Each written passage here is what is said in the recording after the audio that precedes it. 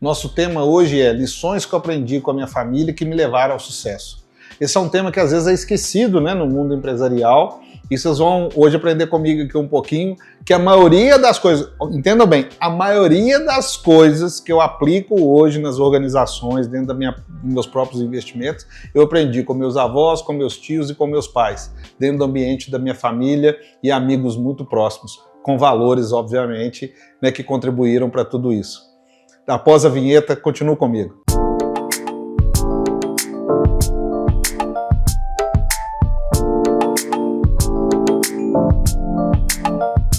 Hoje eu vou falar com vocês um tema que eu amo, que é como e quando, né, eu construí meu arquétipo pessoal como profissional e como pessoa.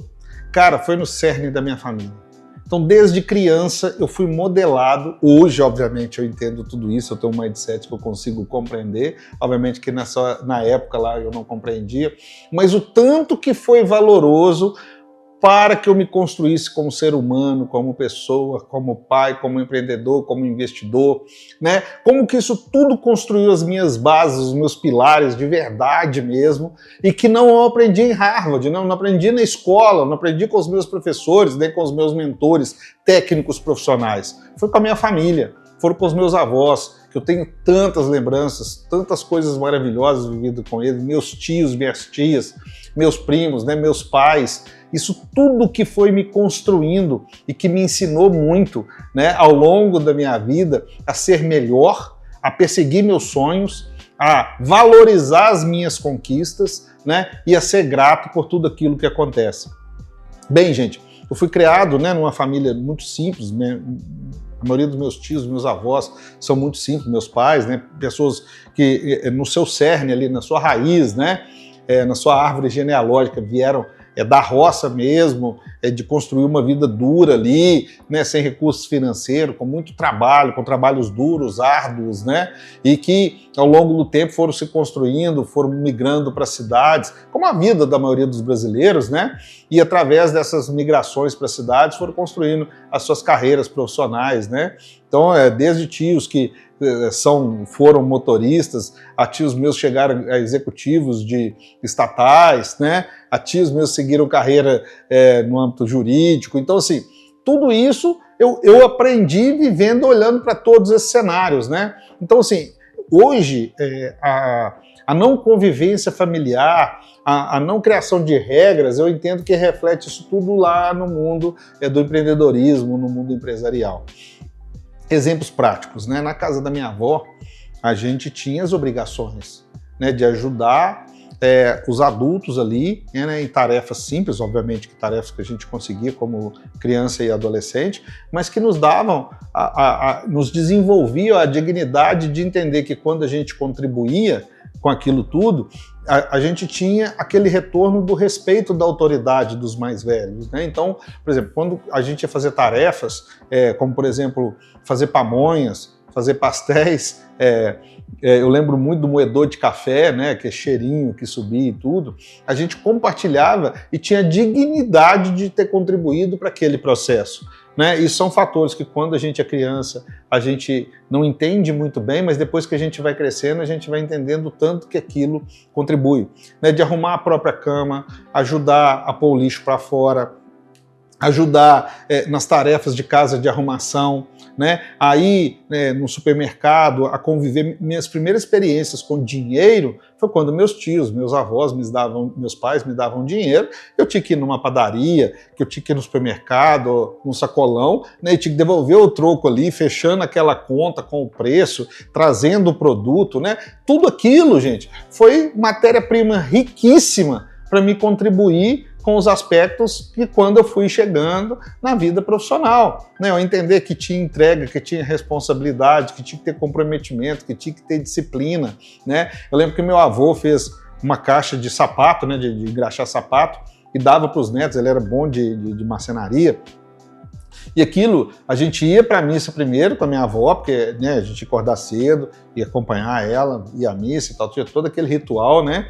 Depois daquilo a gente ficava engraxando sapato, enquanto eles faziam a compra da feira do domingo, né? Contribuindo, a gente recebia o nosso dinheiro, com esse dinheiro a gente comprava nosso picolé, nosso chup-chup, nosso doce, né? Então já tinha ali uma esteira criada de receita, que aquela receita não brotava, né? Não nascia, como diz o Cortella, né? O Mário Sérgio Cortella, que a vaca não dá leite, né? Você tem que saber tirar e acordar de madrugada e ter todo o trabalho ali. Então, assim, a gente aprendia isso na prática, né? Aprendia valores éticos de ser corrigido.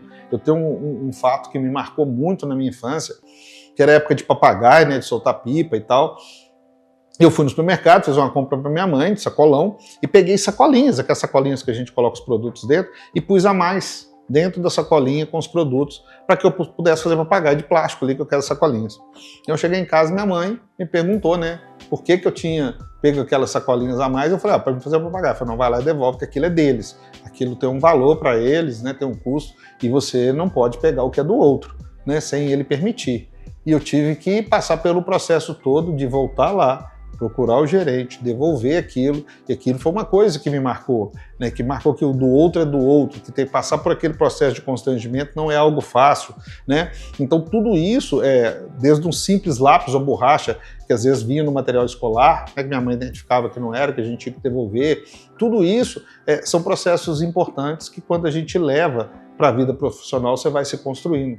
Aplicar valores, né? Na minha família sempre tinha um valor muito grande daquilo que é do outro, Se você der a sua palavra, você tem que cumprir, compromisso assumido tem que ser entregue. Tudo isso eu convivi nos mais diversos, desde os meus tios que eram motoristas, que desbravavam o Brasil, né, com entregas aí gigantes. Você imagina os caminhões daquela época, as estradas, a falta de estrutura, e eles saíam e chegavam e saíam de novo, e faziam o que tinha que fazer para cumprir os papéis dele, né, junto à família, junto à sociedade. Meu pai, um grande exemplo de liderança, né? Meu pai, aonde nas empresas que ele trabalhou, sempre foi aquele cara dedicado, aquele cara que se comprometia com os projetos, que entregava, que fazia hora extra quando a empresa precisava, que estava sempre disponível com o objetivo da empresa, né? Meu pai, quando a Fiat Automóveis tinha 40 mil funcionários direto ali, diretamente empregados, ele ganhou como operário padrão, ele ganhou um prêmio, 22 anos de serviço, nem um dia de falta, nem um minuto de atraso. Eu lembro perfeitamente do despertador, né, disparando ali nas madrugadas, seja frio, seja calor, seja dias de feriado e tal, que ele tinha o compromisso que ele levantava e ia cumprir a jornada dele, e isso tudo vai te tornando inspiração, né? Isso tudo vai se tornando exemplo, que não necessariamente você vai aprender numa academia só, que é a parte técnica, que te compõe como um todo, né? Eu lembro do carinho, do acolhimento das minhas tias, das minhas avós, né? Eu chegar na casa, a acolher a gente, né, com a merenda ali, seja uma coisinha simples, um biscoito, uma fruta, né, uma comidinha ali, com todo aquele carinho simples, mas com muito amor. É uma coisa que aqui na Assis nós temos muito, né? Nós temos uma copa, uma área gourmet, onde todo mundo que chega, a gente faz o pão de queijo caseiro, a broa é feita aqui na nossa cozinha, o ovo é caipira. Então são esses mimos, né, que a gente faz de coração e que virou nosso DNA, que eu aprendi na cozinha das minhas tias, das minhas avós, né? Hoje eu tenho meus tios muito próximos de mim. Esses dias, né, a gente estava inclusive num velório de um tio meu. Minhas tias falaram, cara, você é um dos poucos sobrinhos, talvez o único que nos chama para ir na casa, que nos convida para ir nas festas, no Natal. Por que, né, que você é tão preocupado conosco? Falei, cara, porque o carinho que vocês me deram, toda a minha sensação, minha alegria, minha felicidade durante a minha infância, eu remeto a vocês. E aí vem o senso de gratidão, né, que eu aprendi com vocês também, com todos, com meu pai, com a minha mãe, de ser grato àquilo que tem, né, e não só de ficar aspirando o que não tem e vivendo num mundo sufocado de ociosidade. Isso eu aprendi dentro da minha casa, né? Então aqueles que te fizeram bem, você contribui com bem, não necessariamente com materialismo, né, com dinheiro e tudo, mas com acolhimento, com respeito, de estar perto, de mostrar para eles que é importante, que eles são importantes, de acolhê-los, né, em datas comemorativas, de ficar perto, de ouvir escutar as mesmas histórias, né, que hoje as gerações mais novas às vezes têm pouca paciência para isso. É tão importante, né, a gente passar as histórias de família, entender como é que compôs aquela família, como é que foi a luta de todo mundo para valorizar essas pessoas, dentro das conquistas que elas fizeram, não necessariamente remeter que sucesso poder está linkado só a dinheiro, a quanto que essa pessoa fez de patrimônio, né? Tudo isso, então, quando eu chego dentro das organizações, por exemplo, eu sou um fã de carteirinha, todo mundo que me conhece sabe que isso é na prática, das copeiras, dos porteiros, são pessoas que eu gosto de conversar, que eu gosto de interagir, que eu gosto de respeitar, que eu tenho um carinho gigante por eles, né? Por quê? Porque aquelas pessoas, quando você chega, geralmente elas que te acolhem, são os primeiros a te receber, a te dar um conforto, uma água, né? Um copo limpo, o banheiro limpo, dignidade ali, um cafezinho quentinho na hora certa. Então essas pessoas, para mim, merecem todos os valores, tão quanto os executivos, os profissionais estratégicos, né, e as pessoas de operação daquela organização, porque elas compõem esse todo. Né? As experiências e os impactos que o público, que o cliente tem ali, é envolto no projeto de todas essas pessoas que às vezes ficam de forma invisível dentro das organizações ou são pouco citadas ou pouco reconhecidas todo o merecimento que elas têm. Então tudo isso compõe, né, o meu todo, o meu ser, o meu cerne, as minhas bases, os meus pilares, né, que me fazem tão bem e que me fazem acreditar. E principalmente entender, né, que é tudo uma jornada. Eu vejo hoje todo mundo querendo tudo, não, princípio, meio e fim, tem que ter um ponto, a gente tem que ter uma chegada. Cara, tá tudo bem ter as metas, tá tudo bem, mas cara, a jornada é infinita. Não se esqueçam disso, que o mais importante da nossa vida pessoal, da nossa vida profissional, é o presente, né? Estar conectado no dia a dia, ter esses valores do dia a dia, estar feliz com eles, entender que teremos desafios, né? Que não é aquele romantismo de só alegria e felicidade, e entender que o nosso futuro é construído pelo nosso presente e o nosso passado é um reflexo, talvez, dos momentos que a gente está vivendo nesse presente, né? Então, assim, eu acho que se abrir a tudo isso, entender o game da jornada, entender que tudo é importante do equilíbrio com a família, da vida profissional,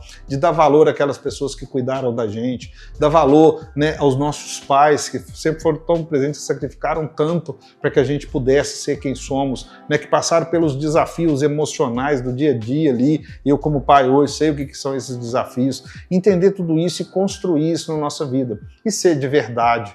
Né? Eu acho que está faltando muito esse mundo de verdade. Esquecer somente uma persona e falar, cara, eu vivo isso, eu sou coerente com isso. E isso, sem sombra de dúvida, as organizações, as pessoas, seus liderados, o mercado, ao longo de um tempo, passa a te respeitar por você ter continuidade, por você ter verdade, né? Obviamente que nem sempre você é reconhecido só nisso, você tem seus desafios, tem às vezes ali as desconfianças, mas ao longo de um tempo tem as entregas que falam maior do que tudo isso. Para você que teve, né, construções de vida, né, familiar, pessoal na infância, que te ajudaram a construir, né, os seus desafios, a enfrentar isso e a ser grato por isso, compartilhe conosco para que a gente possa desenvolver esse tema e poder te ajudar aí no dia a dia. Para você que chegou agora, assine o canal, ative o sininho, nos siga nas demais redes sociais e nos encontramos em breve.